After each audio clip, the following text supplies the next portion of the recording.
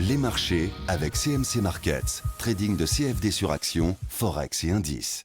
Salut, c'est Trado, voilà la vidéo de mise à jour pour l'indice parisien et pour Soitec qui m'a été demandé de très nombreuses fois. On va commencer par l'indice parisien pour voir que voilà, le Turtle Soup, qui était la sentinelle baissière que j'ai mentionné hier, n'a pas pesé lourd par rapport au Inside Up que je signalais également hier. Je vous rappelle parce que j'avais dit que c'était un signal qui était assez puissant, donc gardez-le sous le coude celui-là.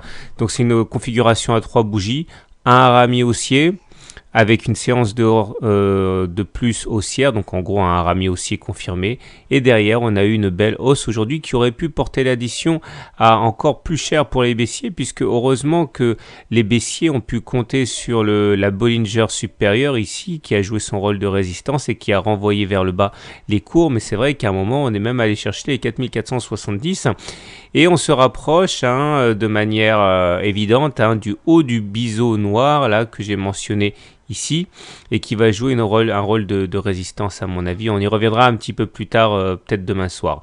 En tout cas, plusieurs choses à dire. Tout d'abord, regardez la zone de résistance qui a donc bel et bien volé en éclats. Je vous rappelle que la règle du changement de polarité, normalement, c'est-à-dire dans plus d'une chance sur deux, on devrait avoir cette zone de résistance qui va maintenant jouer un rôle de support, les 4420, 4430. Gardez à l'esprit que l'objectif du gap de continuation, lui, théoriquement, il est toujours d'aller chercher les 4520. Donc même s'il y a une petite consolidation, l'objectif n'est pas caduque. On est toujours avec en ligne de mire les 4520 ici. Sinon, il y a également la moyenne mobile à 7 séances qui est toujours haussière, la moyenne mobile à 20 séances qui est haussière et qui sont gages de la tendance plutôt positive en cours. Les indicateurs techniques également sont bien orientés. Regardez le stochastique qui est toujours sous une divergence baissière, mais on est toujours en zone de surachat puisqu'on est au-dessus de 80, donc ça c'est bien. Le MACD est au-dessus de son signal, il est positif, c'est bien également. Le momentum est positif, c'est très bien. Et j'aimerais vous parler aujourd'hui du CCI, du Commodity Channel Index. Alors, de quoi s'agit-il? Je vous sors mon tutoriel du jour. Alors le CCI, je ne vais pas m'éterniser sur le mode de calcul, vous trouverez ça assez facilement. Moi je suis plutôt là pour vous expliquer comment ça fonctionne. Alors vous avez une zone de surachat, une zone de survente, moins 100 plus 100. Et attention, ça ne fonctionne pas comme le stochastique. Le stochastique, quand on arrive à dans la zone de surachat, c'est bien. Là, quand on arrive dans la zone de surachat, faut faire gaffe. Donc les courbes vont évoluer. Et l'indicateur CCI aussi. Lorsque l'on arrive dans la zone supérieure à 100, il ne faut plus acheter, normalement. Et quand on sort de la zone de surachat, quand on devient donc, quand on est à moins de 100, 99, 98, etc., c'est un signal de vente. De la même manière, on peut spéculer à la baisse quand ça descend, mais par contre, quand on rentre dans la zone de survente, c'est-à-dire à moins 100, comme moins 101, moins 102, il ne faut plus spéculer à la baisse. Par contre, on peut envisager d'acheter lorsque l'on sort de la zone de survente. Alors faites attention, parce que ça ne s'analyse pas comme le stochastique. Alors voilà un exemple sur Alcatel-Lucent. Bon, j'ai pris évidemment un exemple qui m'arrange bien. Voilà le signal de vente. On sort de la zone de surachat. Vous voyez que derrière, il y a une grosse baisse. Un autre signal de vente là. Et derrière, il y a une baisse.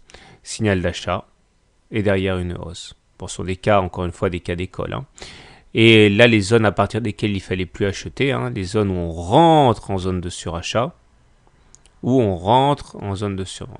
Alors, comme d'habitude, le CCI, c'est un indicateur technique, il ne faut pas trader que avec ça, mais c'est un signal de plus à prendre dans le sens de l'analyse technique. Alors là, qu'est-ce qu'on voit?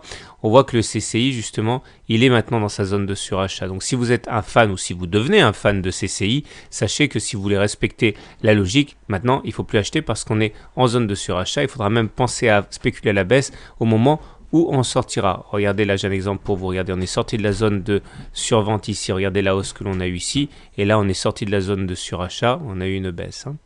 Bref, tout ça pour dire que Comme d'habitude, et c'est là qu'intervient le talent du trader, c'est de faire la synthèse entre tout ça.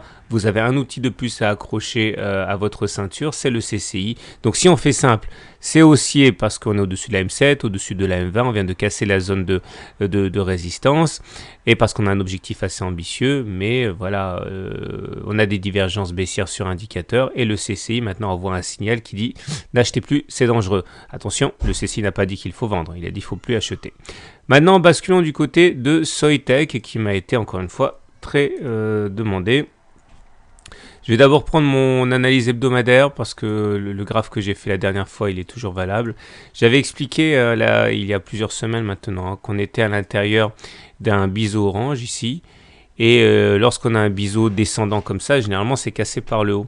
La cassure par le haut s'est faite ici et ça nous permet d'avoir un ensemble d'objectifs. Alors l'objectif le plus souvent touché, c'est celui-là, c'est-à-dire le point le plus haut du biseau orange. Donc on est presque venu le chercher, il nous a manqué un souffle pour aller le toucher.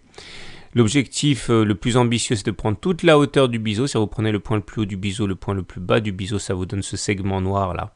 Vous le reportez au-dessus du point de cassure. Ça vous donne un objectif qui est rarement atteint, mais qui est forcément très lucratif. Et vous avez des objectifs intermédiaires, notamment les précédents plus hauts, là, qui lui par contre a été touché très rapidement. C'était il y a 5 semaines. Hein. Voilà, donc objectif 1 touché, objectif 2 presque touché. Maintenant, hein, on végète un petit peu. Mais la tendance est toujours haussière puisqu'on est soutenu par la moyenne mobile à 7 semaines et la moyenne mobile à 20 semaines qui sont toutes deux haussières.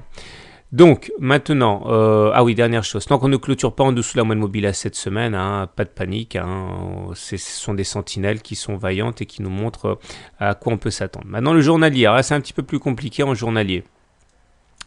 Donc on a eu cette hausse formidable qui nous a amené de 1,4 € à 2,66 €. Quoi de plus naturel de consolider un petit peu, et on a consolidé jusqu'au 38,2% de Fibonacci. Regardez, hein, on dit qu'on consolide par étage, on a consolidé sur les 23,6%, on a consolidé sur les 38,2%, et sans que ce soit bien solide, parce qu'on a quand même végété 2-3 semaines sur ces niveaux sans réussir à les casser en clôture. Il y a bien eu des attaques, hein, mais qui n'ont pas réussi à clôturer en dessous, donc ça a l'air assez solide, et on est reparti. Alors ce qui se passe aujourd'hui, c'est qu'on est toujours clairement dans la période de consolidation, hein, on a du mal à aller plus bas, mais on ne veut pas forcément aller plus haut. On est soutenu également par cette oblique orange qui pourrait jouer un rôle d'alerte si elle est cassée. Mais aujourd'hui, ce qui est important à remarquer, c'est qu'il y a eu un croisement M7-M20. Là, la moyenne mobile à 7 séances a cassé la moyenne mobile à 20 séances. Bon, c'est pas un super croisement, c'est un croisement faible parce qu'il y en a un qui baisse pendant que l'autre monte. Donc c'est pas un super signal positif, mais bon, c'est mieux que rien, c'est sûrement pas un signal négatif. Les indicateurs techniques sont, ouais, on va dire assez mitigés, comme c'est toujours le cas en période de consolidation. Le stochastique il est bien orienté, il est au-dessus de son signal, mais par contre le MACD, lui, il n'est pas très bien orienté, il est en dessous de son signal. Le momentum, pareil, il n'est pas trop mal, hein, il est supérieur à 0, mais le commodity dit pas grand-chose, hein, bon, c'est des niveaux intermédiaires. Voilà, donc on est en période clairement de consolidation sur une période, dans un contexte de long terme qui est positif. Bonne soirée, bon trade, et n'oubliez pas de répondre aux petits sondages que j'ai mis, ça m'aidera à coller à ce que vous voulez. Voilà, à demain.